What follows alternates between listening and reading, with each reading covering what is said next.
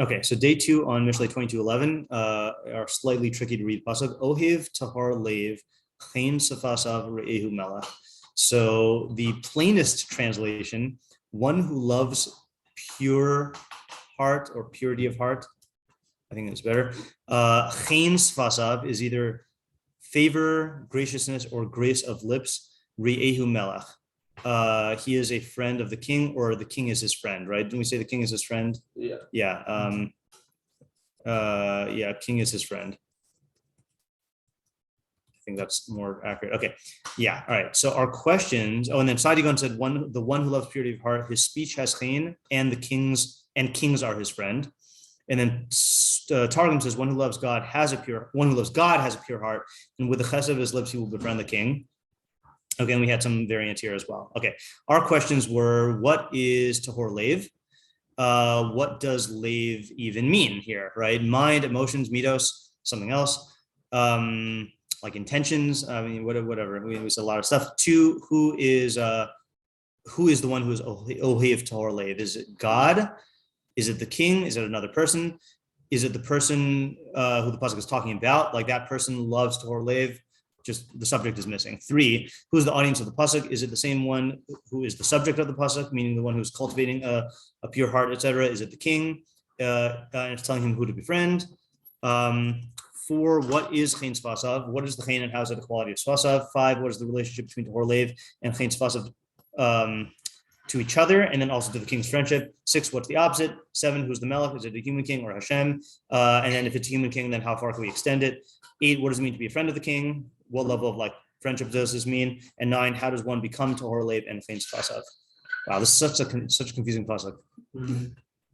I think it felt less confusing when the questions were unfolding yesterday, but when I see them all laid out there, it's just like paralysis.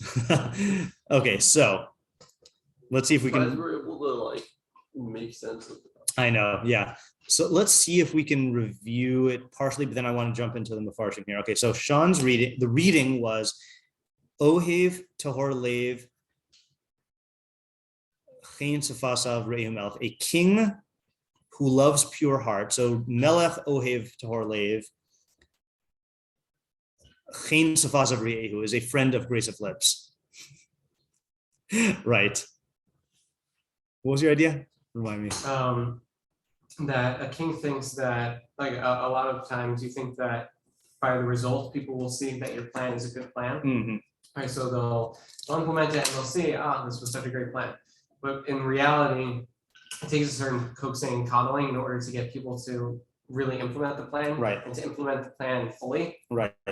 And then through that, then they'll see that the plan is good because it'll result in whatever results are going to happen. But a lot of times people don't buy into the plan, they don't fully express the plan, and then the plan doesn't work out. And then they say, oh, your plan didn't work out. It wasn't because the plan was bad, it was because the communication was bad. Yeah, and specifically the tahor lev part is like he wants people who are pure of heart, whatever that means. Yeah, I think we said mind, right? Mind, for your interpretation, yeah. And like you can't just like get them by like edict. You know, you're gonna need to convince them to join you. Yes, I think though your way of taking it made more sense with it's talking to the person who wants to like ally himself with the king, right? Meaning that that it's saying that you might have a tahor lev, but unless you also have chen sfasav, then the king's not going to be your friend. Was that? No, I was doing the friend of the king is the priest. So who's the audience of the pasuk? The king. Oh, sorry, yeah. I forgot. Yeah, that was the hybrid one. Yeah. Sorry. Hold on just a second. I'm processing what Isaac said. Right. So as the leader, so the pasuk is talking to the king as the leader and saying that he needs tahor lev and chen sfasav, right? Not talking about recruitment. Well, the king it's not that he wants people that are tahor lev, right? Yeah, it's he loves the tahor lev and he wants to cultivate that within a society. And the way in which you do that is through this communication that you're going to need, and that's going to be a friend to his mission. It doesn't say that he has a tahor lev, it says that he loves. Yeah, it's true. Right. Okay. So king wants people to tahor lev, and then so the chen sfasav is a quality of him. Yeah, meaning that's going to be a friend to him in his mission of. So in other words, which he loves. so you're saying he can only get the tahor lev through his own chen sfasav? Yeah. All right. We need to get that clear then. Either I was missing something yesterday, or I was missing something yesterday, or I'm seeing something new today. Yeah. Now it's less clean to me. Yeah. Well, let's maybe let's lay it all out on the table again. Let's review all of them. Ariel's reading was one who values tahor lev, like lack of ulterior motives, and has graceful lips, will be a comrade again. So that's what I was thinking of, right? That was the okay, and then hybrid. Maybe okay. I'm gonna read all of them. I'm so glad I took notes on this. For one who values lack of ulterior motives, graceful lips will be a friend of the king. The Havamina is that graceful lips, the use of rhetoric, is trickery and therefore a violation of tahor lev. Kamashmalan is not. It's how you communicate. Right. Yeah. So that was the one I was thinking of when I was asking you for. Sorry. Okay. That's starting me off on the wrong foot. Right. In both of the hybrid and my initial reading, I wanted to read the chen sfatav as the friend of the king. Yeah. Just whether or not it was a friend of the king for somebody else. Right. To use as a friend to the king, or it was the king's friend. Right. So. Yeah. Okay. And Isaiah's reading is one who values lack of ulterior motives. His lips are favored. The king should befriend him. Someone who's not deceitful is going to be more beneficial to the king than someone who speaks well but is deceitful. But then the problem we had with that was like, how do you know? But that was a big problem we kept on running into, is that either it's obvious or like how do you implement it? Yeah. Okay. So yeah, do you have something else? I was just gonna say, like, the how do you implement it is because how do you know that the person is tahor lev? Yeah, how do you know? Yeah, because especially if he has chen sfasav, then it's gonna be very easy to mask his lack of tahor lev. Yeah. Okay. Yeah. Just to clarify the first reading that I had, I think it's more a person who wants to cultivate morality within a society. Yeah. Right. So you think that like morality is truth-based, right? And people will just see the truth of it. Yeah. And the reality is that you need to coach them. Okay. I'm going to add that just for my own notes here. So a leader who wants to cultivate a moral society will not be able to do it through force of reason alone. He needs lips of grace. Okay. Yeah. All right. Good. All right. So let's set these aside and see what the Mefarshim say. Okay. And we did Saadia Gaon yesterday, which I want to reread because we only did it at the end, and then I want to do Rabbeinu Yonah, who takes it completely differently. No. Oh. That worked? Yeah, it worked. Okay. All right. Saadia Gaon, who's not in the packet, says. Kasher ha'adam noda. Oh, that's right. This is good. Kasher ha'adam noda ki'ish emes. When a person is known as a man of truth, which we have to define what that is. What was that? Yeah, we did. Yeah, we read it at the end. We didn't discuss it. When a person is known as a man of truth, shuhu pri tohar halev, which is the outcome of purity of mind. So in other words, ish emes is going to be presumably someone who speaks the truth. Okay. And that comes from good mind. So his words will find favor in the eyes of people. They will accept his words more than they accept the words of the king. Because the words, I got a great example for this, because the acceptance of the words of a king are out of fear and what do you call it? An ema and dread. And the words of an ish emes is going to be accepted. I don't know why it says shalva and bitachon. I mean, I know it's the opposite of pachad and an ema, but shalva and bitachon are not what cause you to accept the words of an ish emes. It's just like the emotional state that you're in. Okay, whatever. Ufikach lo amar v'hu rea hamelech.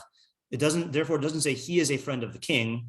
Which would imply the king is above him. It says the king is his friend. Asa es hamelech lamata mimenu. It's making the king below him. Yeah. Just from peace and trust. Yeah. I think if a person gets good advice, but they have emotional resistance to it, then they're not going to accept it as readily. And so I'd say that That's good, right? Okay, that's a good point. So I have an example of this. This is in the book. I think it's in the book Switch by Chip and Dan Heath. And I feel like I've said this before. I don't think I've said this year. So there's this low-level employee working at a pharmaceutical supply company, I guess. Like the supplies, like PPE, like latex gloves, and they I guess they were in maybe the accounting department or something like that. And this was like a multi-billion-dollar like company that had customers all over the world, like different supply chains and stuff, or different supply. Whatever, I don't know what the terms are. So this guy noticed that there was that the way the company was structured is that each place that sold these things was selling it for different prices, and was purchasing it for different prices, and it was not streamlined to get the best deals. And so I'm botching this, but you'll get the main point. So he was thinking, how can I present this to the higher ups of the company? I don't have any position within the company, so I can't even get a meeting. And if I got a meeting, how am I going to present it in a way where they'll listen to me? So a lot of people would think of sending an email and trying to make spreadsheets and pie charts and all this other stuff. So what this guy did is he took individual latex gloves and attached physical price tags on them saying how much the company purchased the glove for. So this one purchased from Indiana was $5. This one was $10. This one was $20. He took dozens of these gloves with these price tags, and he just, before the meeting of the CEOs or whatever, just dumped it on the conference table. So they all walked in and saw the gloves and were like, this is what we're paying for this, but it's only $5, and it forced them to confront just the reality of the the point, So I know that doesn't correspond exactly to this, but the thing I'm trying to bring out here is that there is a quality when you are such an ish emes, whatever that means, that the argument speaks for itself. It's almost the opposite of the point that we were making about the rhetoric, that if you're the type of person who needs to rely on more pathos-based arguments of pushing people's emotional buttons, so it works on the one hand, but it also is, since it's awakening, since it's pushing buttons, since it's doing it through force, so then there's going to be pitfalls with that as well. But if you can articulate your arguments in a way, if your grasp of what you're trying to persuade people of is so clear that it speaks for itself, then you're not needing to make recourse to any other authority, and therefore there's going to be a persuasive value in that. I'm not expressing myself clearly, but yeah, I'm not doing this pasuk. Yeah. I think you could argue that Chain's pasuk is that you are able to express the idea in a way that's going to make it very clear to the listener. But it's more articulateness. Yeah, except maybe that employee had clean spots of right. Yeah, right. So not clean spots of rhetoric, clean spots of in terms of clarity. Yeah. Okay, that's good. Okay, so I just wanted to touch that out for a second. Okay, so let's now look at Rabbeinu Yonah. Takes it in a completely different direction than anybody has taken it so far. Okay, Rabbeinu Yonah is on the bottom of the left column. Ohev Tahor Lev. Hu ha'ish asher ahavaso zaka. This is a person whose love is pure. Okay, so he's taking Lev as love, v'tohora and pure. Okay, v'hi ha'ahava she'ena tluya b'davar. This is unconditional love. Okay, now just bear in mind here, unconditional love in Judaism is not the same thing as unconditional love in the way people use it. He'll define what unconditional love means in a second. V'lo ye'ahav lahanas atzmo bilvad. He's not only loving out of benefit to himself. He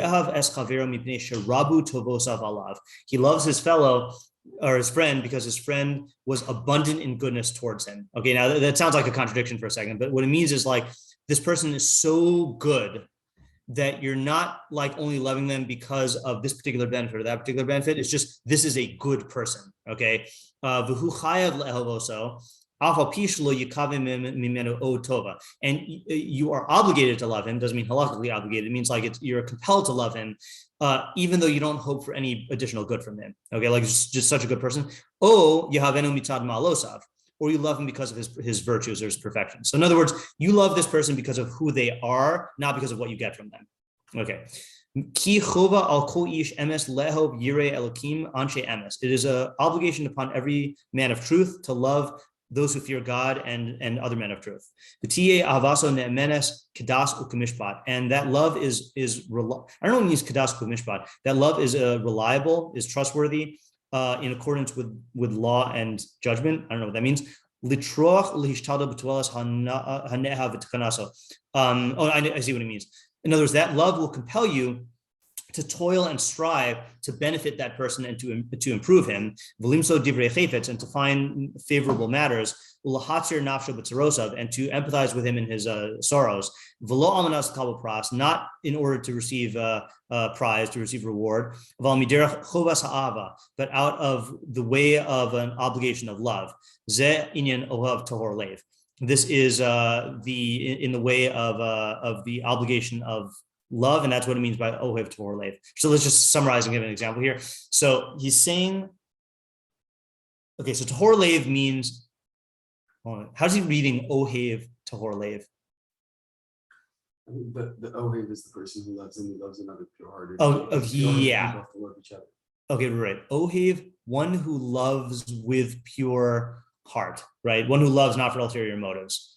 Or one who loves another with the pure. One who loves another with ulterior motives, right? I think the tahor lev is his love. Yeah. I thought it was a description of his friend.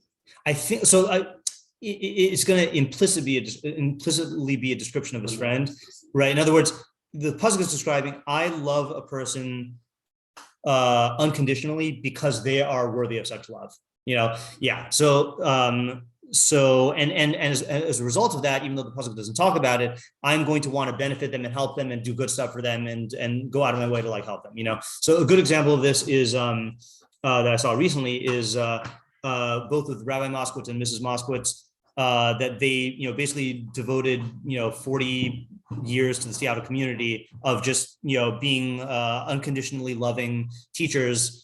And just like doing good for people, and they are good people. So when Rabbi Moskowitz was sick and seeing like after his death, people just had this outpouring of just doing stuff for them, of like taking him, people just took him every to his dialysis like every other day, just volunteering, and then like people, like tons of talmidim like paid for all of his medical bills and everything like that. So it was just like and for his like in-house like hospice. So just like people are not doing it because they expect anything in return. They just recognize these are good people who I've gotten so much good out of, or these are just really good people that I feel compelled to like do good stuff for them. Okay, so that's ohev tahor lev. All right, chen svasav zeh haohev asher hu tahor lev. This lover who is pure of heart, chen svasav lifnei ohavo, I guess will have favorable lips in the presence of the one who he loves. Because in all of his words and in his counsel, his pure love will be discernible. Just like it says by hatred. Okay, there's nothing that's discernible. The enemy will be discernible through his hatred. So in other words, I guess if someone really hates you and someone really loves you, then it's evident in their speech. Like they can't hold it back from their speech. V'amru b'musarim, it says in the books of Musar, which is Mivchar B'ninim, okay, the other Mishlei. Kishis kaimu hasharashim bilvavos yirau haseifim al halashonos. When the roots are in the heart, then the branches will be displayed on the tongues. Okay, obviously a known proverb. Okay, v'lo yiru lecha ahava yeshara ela milev shalem. And upright love will only come from a whole heart. Okay, so sounds like what he's saying here is that, like, I don't know if he's talking to the. He's talking to someone who's seeing a display of unconditional love, right? That you'll be able to tell that that's the nature of the love in their speech. Yeah. Yeah. Okay. Let's complete the picture. Re'ehu melech Roi hushi melech re'ehu. It is proper for a king to be his friend. Ki yesh al hamelech l'chapes u'levakesh anashim she'ahavasam zacha u'tahora v'him ma'at mize'er. Okay, so this is giving us an answer to our question we've been trying to answer. So he says it is befitting for the king to be his friend because a king should search for people whose love is unadulterated and pure, and they're very rare. As it says, Adam echad me'elef matasi. I found one guy out of 1,000. Okay, Vada ki hamida hazos lo timsa bilti ish hayashar. This trait is only going to be found in an upright person. Ki mitzad ahavas hayosher yehav ahavazaka. Because if a person has a love of uprightness, then he will also love yehav ahavazaka. He'll love with a pure love, as someone who's obligated to love out of that.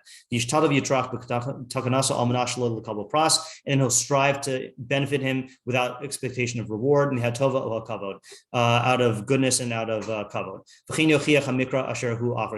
And same, the pasuk after this demonstrates it. So in other words, like this. So who's the pasuk talking to? The king. The king, right? So the king wants someone who's going to love him unconditionally. And saying that he can tell that, and the reason why is because then, like, this guy's not going to be trying to manipulate him. This guy's going to go out of his way to help the king, and he can tell it through the way the guy talks. Okay, but there is one important condition here: is who's going to be able to? Who's the only king who's going to be able to get people like this? Someone who's actually worthy of it. Someone who's actually worthy of it. You know, so it is interesting. Like, it is a very narrow audience here. Narrow because it's talking to a specific kind of king, and narrow because the people who the king's going to find like this are rare, you know. What were you going to say? I think to try to define a little bit more what the only Torah natives, because I didn't even think it was rare, like, especially when you're giving examples of like tons of people who were like helping Rabbi Moskowitz. Right. That wasn't like 1 out of 1,000 people. Right. Yeah. So yeah. He says you'll only find it in a person who's upright. Yeah, you're right. This description earlier made it sound like it really depends on how that upright person relates to you. Like, you could be an ordinary guy, but if you encounter someone who is upright like this, then you'll have an unconditional love for them. Yeah, it is a bit contradictory. Let me give a contemporary example of this, because it's hard to relate to kings. Let's say I am going to be starting a business. Not for money, but like to do some good in the world, you know? So I'm going to want to look for people who are not going to be looking for personal gain from working for this company. I want someone who believes in the mission, and you can tell by the way they talk about it, you know, that they believe in it. You know, like, there is a sign in the way that they talk about it that they're willing to be, like, you know, giving it their all. And I don't think it's a quality. I mean, con artists can fake anything, but like there is a certain genuineness of like that they believe in this, and that they're willing to like, you know, do what it takes to get that. I think that's like a contemporary thing, not a king. Yeah. Yeah. So, and then an example, if you want a real king, I mean, what's the example that Chazal give of unconditional love? It's in the Mishnah about unconditional love. Maybe you haven't gotten there yet. Yeah, it's in Parak. Yeah, it's in Parak. Yeah, Ha'ava Shein Tzuli B'Davar is Yehonasan for David, right? Because Yehonasan gave up his malchus because I don't know the story well enough to know like all the reasons, but because he saw that David was going to be a better king, you know. Yeah. So what's the point of the pasuk? I mean, I feel like we've narrowed down the zone of the pasuk, but like I want to translate into a practically implementable idea. Should we read the last? No, not yet. That's a methodology point that's unrelated.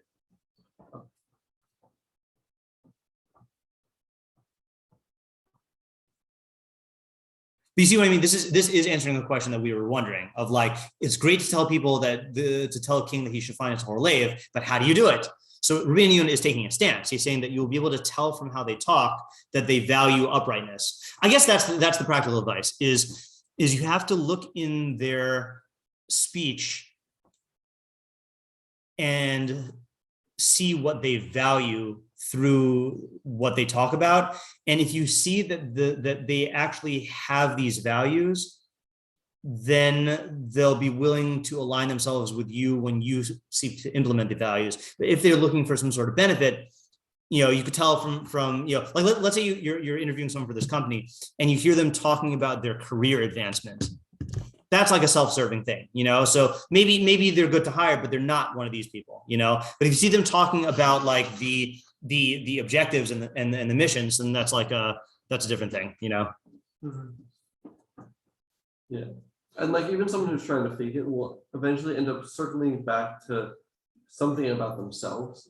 Yeah, I think that's what he's saying. Like they're not like even if they're like, oh, I need to talk about the missions that I seem like focused on it. Then like they will eventually end up like they might start off talking about that, but then talk about themselves or something. Right. There will be a tip off. Right. Yeah, it's going to come out in some way. Right. That was Rabbeinu Yonah's thing with the hatred. Yeah. Okay. All right. That's an idea. Okay. Now let's read this last paragraph, which is a good methodology point for Rabbeinu Yonah's theory on the sequencing of the pasukim. So check this out.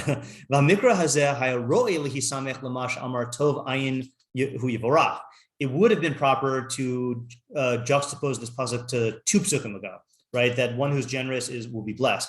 Hifsik v'amar achar kain, but it interrupted and said afterwards, garish leit v'yete madon, banish a leit and you'll banish quarrelsomeness. Ki chayav adam lihistalik v'livroch b'tchila min hachaver harav, because a person should first remove himself and flee from a bad friendship. Then you should seek a good friendship. Okay, so this is like classic Rabbeinu Yonah. The order is not integral. And he's even saying, really, it should have gone 9 and then 11, but he wanted to interrupt to say this other idea of like, before you have good friends, you got to distance yourself from bad friends. Okay, so there's no need when we're looking for a sequencing of the pasuk to be beholden to like the one immediately before or immediately after. It could be like several breaks in between, like we've seen in the past. Okay, let's look at someone else. Let's do Meiri, which actually starts on this page, even though it doesn't look like it. Okay. So this is telling a friend, a friend to be trustworthy and to not lie in his covenant. Friends don't tell lies.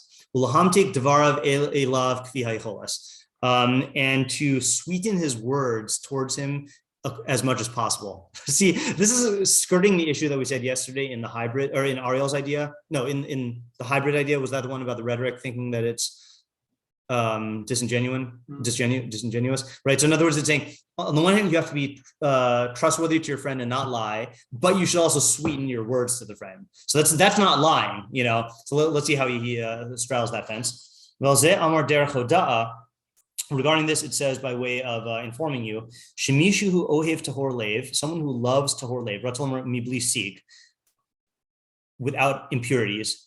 What does it mean? Ohev.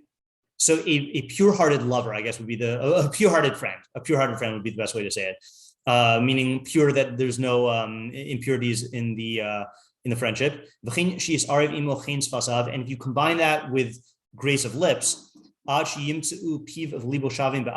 the point where his mouth and his heart are equal in their love. Re'ehu melech, a king is his friend. Kolomar, kol hamischaber imo osehu atar larosho. Anyone who befriends such a person will make him into a crown for his head. I don't know what he's saying yet. Ad shafilu hamelech ose atmo karelo, to the point where even a king will make friends with him.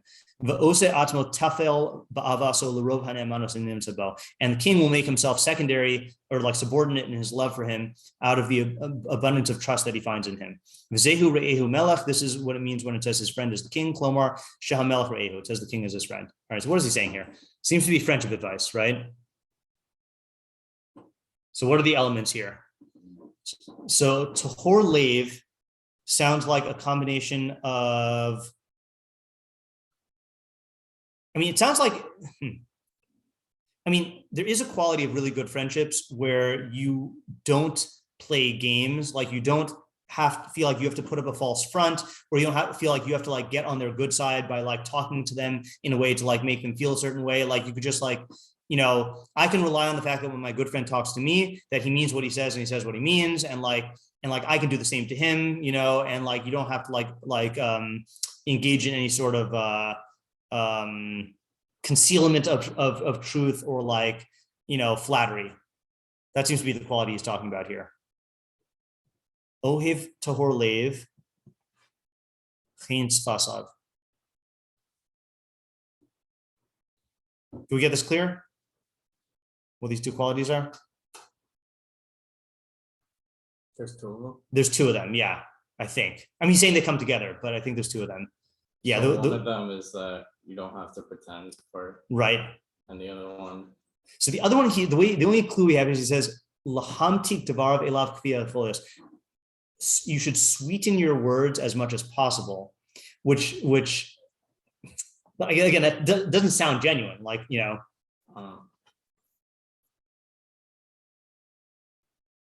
that's what I'm struggling with here. Let me just, sometimes it helps if I type it out in English here. Let me just type it out in English, just so we can see the elements here. So he's saying,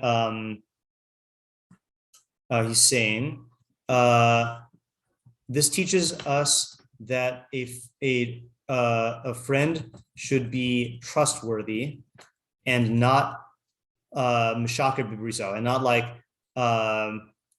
maybe mishaker bibriso is like betray. No, I'm just wondering why he's saying using the word of bris. I was going to say not betray the friendship, but like not. I'll just say not lie in the relationship. Okay. Ulahamtik devarav elav kviya yicholos, and to sweeten his words towards his friend as much as possible. Okay.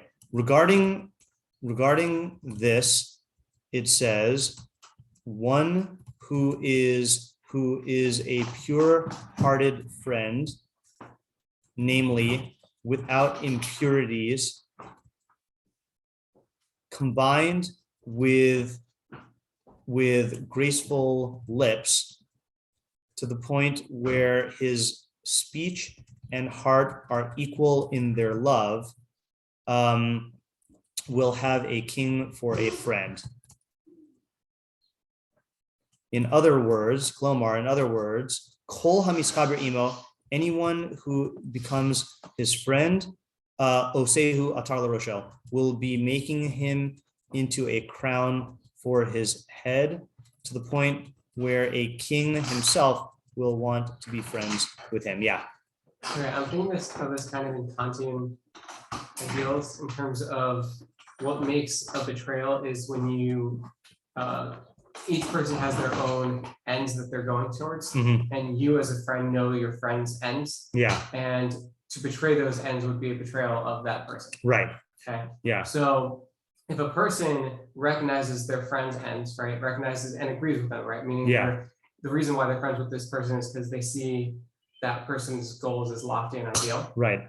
So then if he's communicating with him in terms of whatever thing, as long as he's not betraying those ideals, right? So making his lips sweeter or making things sound nicer in no way betrays his friend. Right. So you can create a thing that sounds better and that's more inclined to for your friend to listen to, or for anyone to listen to for that matter, that does not betray their values or what they're looking for too. And in that sense, your sweet words is going to be more in line with your tahor lev, right? Without having. Okay, that's actually a good a good resolution to the question about how sweetening the words is not necessarily betrayal of the friendship. I'll give an example of this, but I'm just gonna turn the recording off. Yeah. So according to the Meiri, let's translate this into practical advice then, because so far it's very descriptive of what a good friendship is. But what is it telling you to do or to not do? Yeah. Adding on to the king part at the end. Yeah. So we're saying that a person has values. Yeah. And sometimes they get swayed by their values, by their emotions and other things. Okay. So now a person who has a pure heart, meaning they want what's best for their friend, they see that the values that the friend has are what's best for the friend. Yeah. So now they want to figure out what's the best words I can use to push them to actually achieving their values. Right. Okay. Now, a person who gets really good at this, right? So now take like a king, for example. A king is going to want this person as their friend because this person is going to be that's the trusted servant of the king, who's always encouraging him and reminding him of his values and pushing him to actually accomplish. Yeah. Okay, that's good. So perhaps, so I was also wondering why he frames this in terms of a king, because like if I'm doing a pasuk about friendship, I'm not saying the king could be your friend. There's just like a weird statement, But what it's showing is the objective value of this type of friendship, to the point where like even someone who's the most powerful person in the land will want to befriend you, because it's objectively a valuable thing, and therefore it's worthy of cultivating. So is this talking to? Hold on a second. There's one more step I just want to take here. Let's just say what the opposite is. So what would you say the opposite is? Yeah. I'd say maybe the Havamina. The Havamina, yeah, that's a better question. Okay. Yeah. Is that if you're this guy's friend, you shouldn't be like trying to like emotionally manipulate him, you shouldn't you shouldn't be presenting things to him in a way that's not exactly like the way that you're thinking about it, if that makes any sense. By emphasizing something that his emotions are downplaying or something like that, then you're feeling like maybe like you're being disingenuous by doing that. And like you shouldn't be thinking about your friend's emotions and acting based on that. Can you just give me an example? It's not clicking. Anyone give an example, but yeah. Let's say there's two options that you think they're like 50-50, either the options are equally good. Yeah. And you think that if he was thinking objectively, he'd think that too. Yeah. You think they're both equally good for him, but he's leaning heavily towards one of them for emotional reasons. Yeah. And then you talk up the other option. Yeah. And you talk about the downsides of that option, even though you think that they're equally good.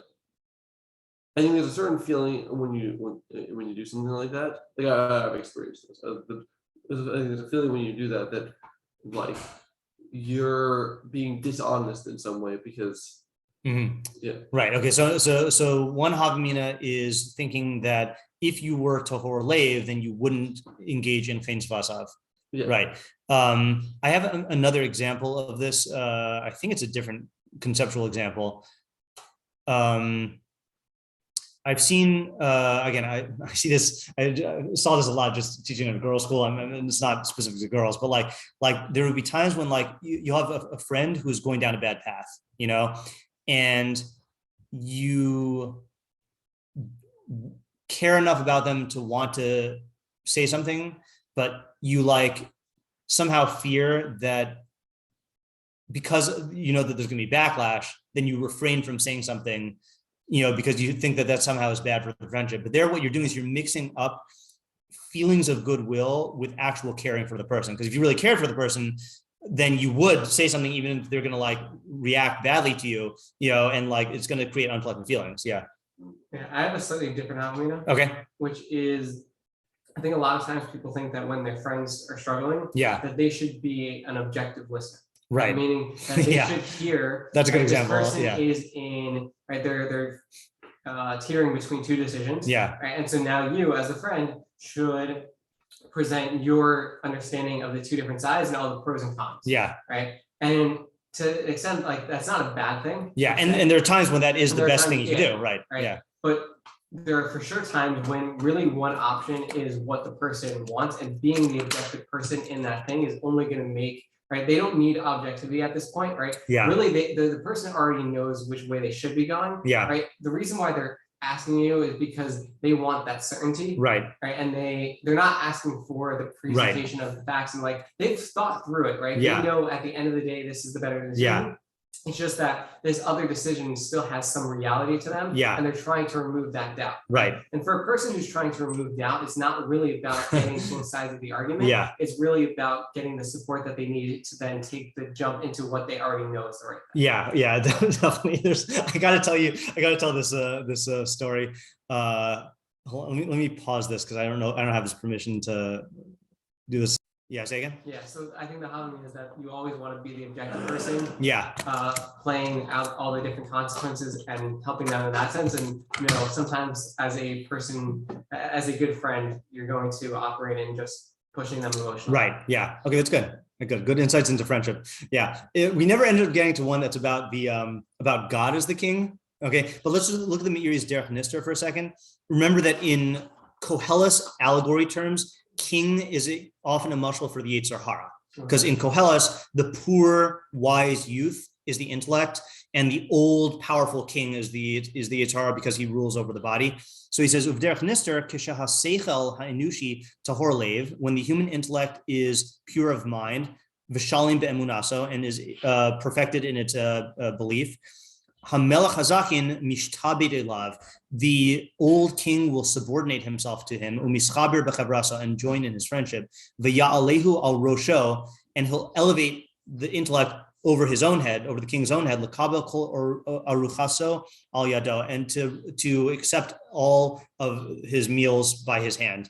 I mean, it'll trust it. K'fi mashi royal yosa mechuko, for what is proper to it. So, just sketching out what that means, because I got to go. Sounds like he's saying that you can get to a point where your emotions recognize that listening to the intellect will be better for the emotions. You know, like there's a certain stage where the emotions want to do their own thing and they don't want to listen to the intellect. But I'm sure we've all experienced this in certain areas where, like, you realize, like, oh, if I just make a plan and I listen to my plan, it'll be better for me emotionally. And so that's like the best way to get the Yetzer Hara on your side, is to make it realize that listening to the intellect will be better for its in the world of pleasure and pain, which is the whole approach of Mishlei. Yeah. Okay, that's good. Yeah. Sean, are you? I know you're leaving the day